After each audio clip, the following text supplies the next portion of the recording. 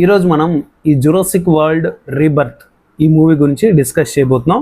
Movie అయితే మాత్రం చాలా బాగుంది అంటే అంత పెద్ద హిట్ ఏం కాదు, పర్లేదు. జురాసిక్ సిరీస్ లో ఇది కూడా ది బెటర్ మూవీ అని చెప్పొచ్చు.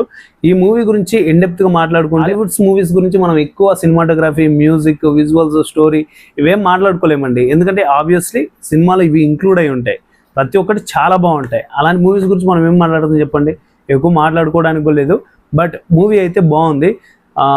స్టోరీ విషయానికి వస్తే స్టోరీ అయితే మనకు ఆల్రెడీ జురాసిక్ ఫస్ట్ స్టార్టింగ్లో వచ్చింది కదా, జురాసిక్ పార్క్ అనేసి. ఆ జురాసిక్ పార్క్ సినిమాలో ఏదైతే స్టోరీ ఉందో అదే స్టోరీ పెట్టారు.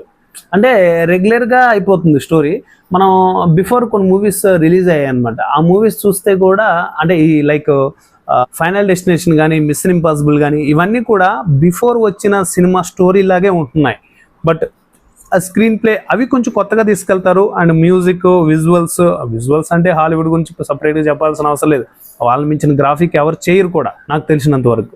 సో అలాంటి విజువల్స్, మ్యూజిక్ అంత బాగుంటున్నాయి. బట్ స్టోరీ విషయానికి వస్తే ఆల్రెడీ ఇంతకుముందు తీశారు కదా, ఇంతకుముందు ఇలాంటి యానిమల్ని పెట్టారు కదా అనిపిస్తుంది. నేను రీసెంట్గా మిషన్ ఇంపాసిబుల్ చూశాను, the same time final destination చూసాం. ఈ సినిమాలో చూస్తే రెగ్యులర్ స్టోరీ అనిపిస్తుంది. సో చూడాలి, సినిమా అయితే బాగుంది. ఈ సినిమా పెద్దలు ఇష్టపడతారు అనుకునే దానికంటే కూడా చిన్నపిల్లలకి బాగా నచ్చుతుంది, బాగా ఇష్టపడతారు. ఎందుకంటే యానిమల్ సినిమాలు అంటేనే పిల్లలకి ఇష్టం.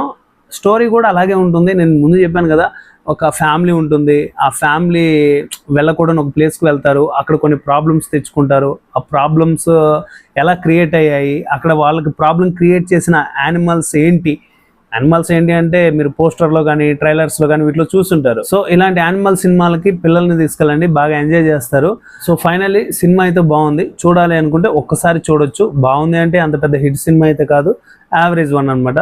చూడాలి అనుకుంటే ఫ్యామిలీతో వెళ్ళి కూర్చొని చూడగలిగే సినిమా అయితే బాగుంది. సో ఇది గైస్ ఇవాల్టి Jurassic world rebirth movie discussion. ఎలా అనిపించింది కింద కామెంట్లో తెలియచేయండి. ఇంతవరకు మన ఛానల్ని సబ్స్క్రైబ్ చేయకుండా ఉంటే సబ్స్క్రైబ్ చేయండి. ఈ వీడియోని ఎలా ఆదరిస్తున్నారో ఆ ఓయ్ పిల్ల సిరీస్ను కూడా అలాగే ఆదరిస్తారని కోరుకుంటున్నాను. నెక్స్ట్ వీడియోలో మళ్ళీ కలుసుకుందాం. అంతవరకు bye bye, thank you and జై హింద్.